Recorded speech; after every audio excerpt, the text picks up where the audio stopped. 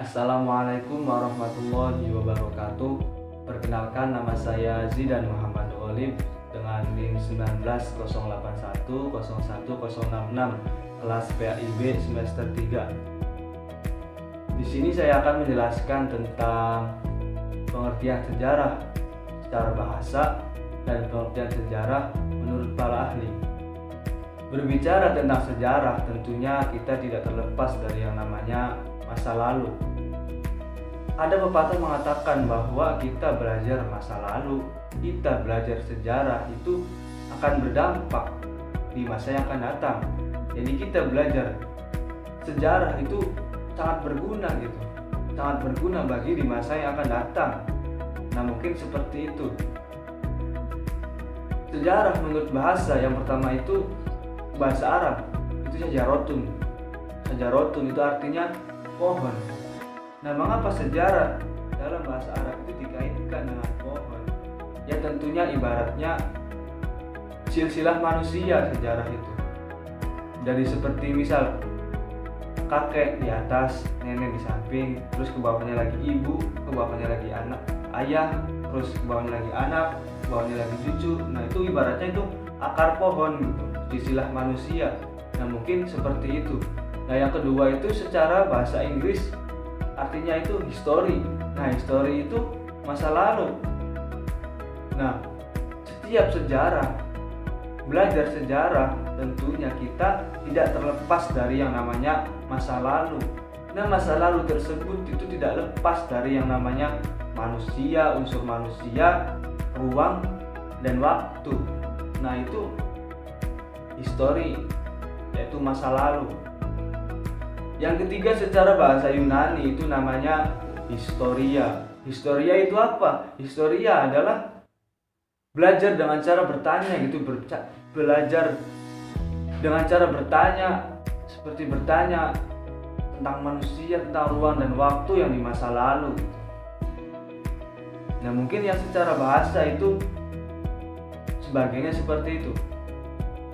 Nah, yang kedua itu pengertian sejarah menurut para ahli. Nah, di sini ada tokoh Friedrich bahwa beliau mengatakan sejarah adalah suatu catatan dari apa yang telah ia pikirkan, apa yang telah ia katakan, apa yang ia perbuat oleh manusia di masa lalu. Jadi sesuatu atau catatan apapun itu yang telah dipikirkan, yang telah dikatakan, yang telah diperbuat di masa lalu, itu namanya sejarah. Yang kedua ada tokoh Indonesia yang bernama Purwo Darmanto. Beliau mengatakan sejarah itu mengandung arti 3 pengertian. Yang pertama itu kesastraan lama, silsilah, dan asal usul.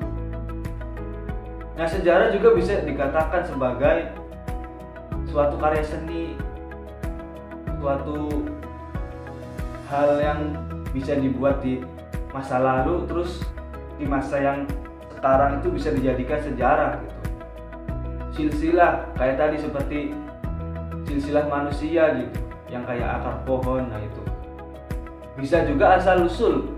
Jadi asal usul sebuah daerah, asal usul sebuah tempat juga itu namanya sejarah gitu. Yang kedua itu kejadian-kejadian yang benar-benar terjadi di masa lampau, seperti kejadian-kejadian Sangkuriang. Nah, itu namanya sejarah gitu.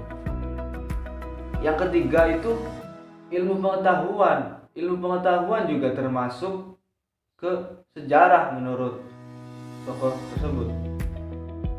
Karena sesuatu ilmu pengetahuan itu tiap hari, tiap jam, tiap detik itu berubah gitu, dinamis. Jadi pengetahuan yang di masa lalu bisa dijadikan sejarah di masa sekarang.